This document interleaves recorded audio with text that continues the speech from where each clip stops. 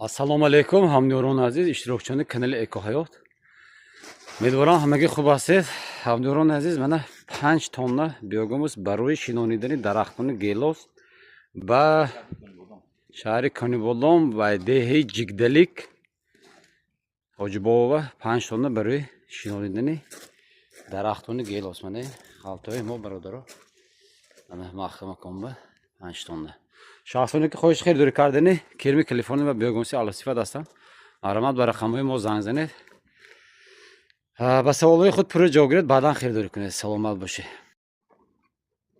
Имрӯз сана 20 ноябри соли 2025 аз ҳама вақти беҳтарин барои шинонидани дарахтон ва озуқа додан ин фасли худи тирамоҳ аст. Яъне ки ҳамин то моҳи аввали декабр агар дарахтон шинонида озуқадиҳӣ кунед, агар бениҳоят натиҷаи олӣ мегиред.